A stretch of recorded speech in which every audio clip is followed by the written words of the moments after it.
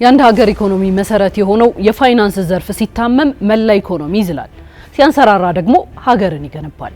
የአውሮፓ ማዕከላዊ ባንክ ፕሬዝዳንትና የቀድሞው የዓለም አቀፉ የገንዘብ ተቋም IMF ዳይሬክተር ክሪስቲን ላጋርድ እንዲህ ብለው ነበር። ጤናማና ዘመናዊ የባንክ ስርዓት ማለት ለሚያድግ ኢኮኖሚ ልክ እንደ ደም ዝውውር ነው፣ ህይወት የሚሰጥ ሀገርን የሚያቆም በማለት እስኪ ራሳችንን እንጠይቅ። የኢትዮጵያ የባንክ ዘርፍ ዛሬ ምን ላይ ይገኛል? የማክሮ ኢኮኖሚ ማሻሻያው ፋይዳስ ምን ይመስላል? ቆይታችን ለዚህ ምላሽ ይኖረዋል።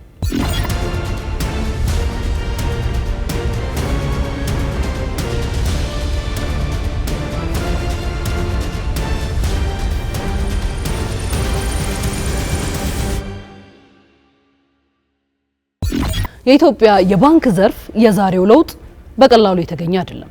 ታሪካዊ ዳራውን ስንመለከት ዘርፉ በርካታ ውጣ ውረዶችን አሳልፏል። በተለይም በደርግ ዘመነ መንግስት ሙሉ በሙሉ በመንግስት ብቸኛ ቁጥጥር ስር የነበረው ይህ ዘርፍ ከ1983 የኢኮኖሚ ስርዓት ለውጥ በኋላ አዲስ እስትንፋስ አግኝቶ ነበር።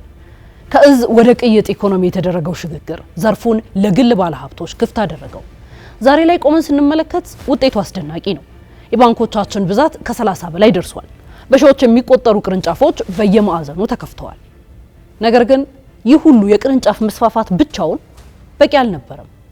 ለምን ካላችሁኝ ኢኮኖሚያችን በከፍተኛ የውጭ ምንዛሪ እጥረት፣ የዋጋ ግሽበትና በተንዛዛ የፋይናንስ ቁጥጥር ስር ታንቆ ነበር። ይህንን የዘመናት ማነቆ ለመፍታት ነው እንግዲህ የመደመር መንግስት በከፍተኛ ቁርጠኝነት የሀገር በቀል ኢኮኖሚ ማሻሻያን ተግባራዊ ያደረገው። በተለይም የኢትዮጵያ ብሔራዊ ባንክ ከሐምሌ 2 ቀን 2016 ዓ.ም ጀምሮ ተግባራዊ ያደረጋቸው ፖሊሲዎች የዘመናትን አሰራር የገለበጡ ታሪካዊ እርምጃዎች ናቸው። ቀደም ሲል የውጭ ምንዛሪ ምደባ በብሔራዊ ባንክ ጥብቅ ቁጥጥር ስር ነበር። ዛሬ ግን ባንኮች በገበያ ፍላጎትና አቅርቦት ላይ ተመስርተው የውጭ ምንዛሪን በነፃነት ይገዛሉ፣ በነፃነት ይሸጣሉ። ሌላው ትልቁ እርምጃ ባንኮች ያገኙትን የውጭ ምንዛሪ ለብሔራዊ ባንክ ገቢ እንዲያደርጉ ያስገድድ የነበረው ሕግ መቅረቱ ነው። ይህ ውሳኔ የንግድ ባንኮችን የውጭ ንግድ ፋይናንስ የማድረግ አቅም በእጥፍ አሳድጎታል። ብሔራዊ ባንክ የመነሻ የፖሊሲ ወለድ ምጣኔን በ15 በመቶ በወሰኑ ደግሞ ስርዓቱን ይበልጥ ዘመናዊ አድርጎታል። የኢትዮጵያ የባንክ ዘርፍ ልክ እንደ ወፍ ሁለት ክንፎች አሉት። ባለ ሁለትዮሽ መዋቅሩ የመንግስትና የግል ባንኮች ጥምረት ነው። የመንግስት ባንኮች በዋናነት የኢትዮጵያ ንግድ ባንክና የልማት ባንክ የሀገር ምሰሶ የሆኑ ሜጋ ፕሮጀክቶችን በማፋጠን ረገድ ታሪካዊ ኃላፊነት እየተወጡ ነው። እንደ ታላቁ የኢትዮጵያ ህዳሴ ግድብ፣ ግዙፍ ኢንዱስትሪ ፓርኮች፣ የመንገድና የኃይል ማመንጫ ፕሮጀክቶች የተገነቡት በእነዚህ ባንኮች የፋይናንስ ደጀንነት ነው። የፋይናንስ አካታችነትን ለማረጋገጥ ሲባልም ራቅ ባሉ የገጠር አካባቢዎች በኪሳራ ጭምር ቅርንጫፎቻቸውን ከፍተዋል። በሌላ በኩል ደግሞ የግል ባንኮቻችን አሉ። እነዚህ ባንኮች የኢትዮጵያን የፋይናንስ ቴክኖሎጂ አብዮት የመሩ ናቸው። የክፍያ ስርዓቱን አዘምነዋል። ለአስመጪና ላኪዎች፣ ለሆቴልና ቱሪዝም እንዲሁም ለአነስተኛና ጥቃቅን የንግድ ተቋማት ፈጣን የብድር አገልግሎት በመስጠት የግሉ ዘርፍ ኢኮኖሚው ዋነኛ አንቀሳቃሽ እንዲሆን አስችለዋል። በተለይም ማሻሻያውን ተከትሎ የኋላ ገቢ በ13 በመቶ ጭማሪ ማሳየቱ ባንኮች በህጋዊ መንገድ ሀብት ወደ ሀገር ውስጥ በማስገባት ረገድ ምን ያህል ስኬታማ እንደሆኑ ትልቅ ማሳያ ነው።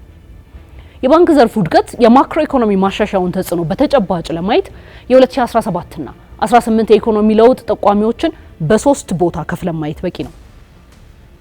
የመጀመሪያው አጠቃላይ የኢኮኖሚ እድገት ነው። ዓለም አቀፉ የገንዘብ ተቋም IMF የዓለም ኢኮኖሚ እድገት በ3.2 በመቶ ይቀዛቀዛል ባለበት በዚህ ወቅት የኛ ሀገር ከማሻሻያው በፊት ከነበረው 8.1 በመቶ እድገት አሁን ወደ 10.2 በመቶ ያድጋል ተብሎ ትልቅ ግብ ተቀምጧል። ይህ ምን ማለት ነው ብለን ከጠየቅን ቢዝነሶች ሲያድጉ የባንኮች የብድር ፍላጎትና የሀብት ማሰባሰብ አቅም አብሮ ይገዝፋል ማለት ነው። ሁለተኛው ጠቋሚ የዋጋ ግሽበት ነው። ባለፉት ዓመታት የባንኮችም ሆነ የህዝቡ ትልቁ ፈተና ይሄ ነበር። ታህሳስ 2016 21 በመቶ የነበረው የዋጋ ግሽበት ዛሬ ወደ 13.9 በመቶ ወርዷል። በቅርቡ ወደ ነጠላ አሃዝ እንደሚወርድም ይጠበቃል። ይህ ለባንኮቻችን ትልቅ ዜና ነው። ባንኮች ከሚያበድሩት ብድር ላይ የሚያገኙት ገቢ ከዋጋ ግሽበት ተጽዕኖ ነፃ ሆኖ አዎንታዊ ትርፍ እንዲያመጣ ረድቷቸዋል። ሶስተኛው የኢኮኖሚ ለውጥ ጠቋሚ የውጭ ምንዛሪ ክምችትና የጥቁር ገበያ ቁጥጥር ነው። ከማሻሻያው በፊት በከፍተኛ እጥረት ይሰቃይ የነበረው የንግድ ባንኮች የውጭ ምንዛሪ ክምችት ዛሬ ላይ 2.8 ቢሊዮን ዶላር በላይ ደርሷል። አስገራሚው ነገር ደግሞ ህጋዊና የትይዩ ወይም የጥቁር ገበያ ዋጋ ልዩነት ወደ 15 በመቶና ከዚያ በታች መጥበቡ ነው።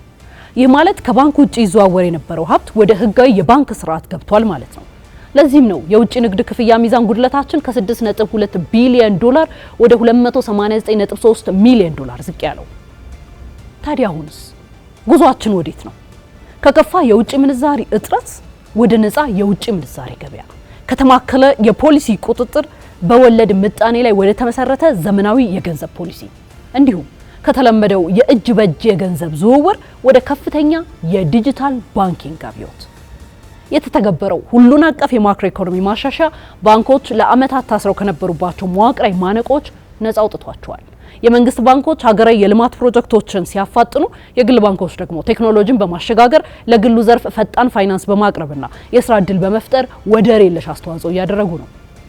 ወደፊት ሲታይ ነገሮች እጅግ ተስፋ ሰጪ ሆነው እናገኛቸዋለን።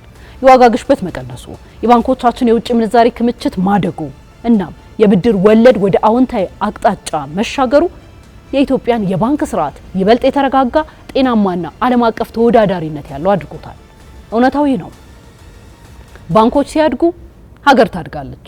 አሁን በፋይናንስ ዘርፍ እያየነው ያለው ታሪካዊ መነቃቃት የነገዋ በኢኮኖሚ የዳበረች ኢትዮጵያ ትልቁ ማሳያ ነው።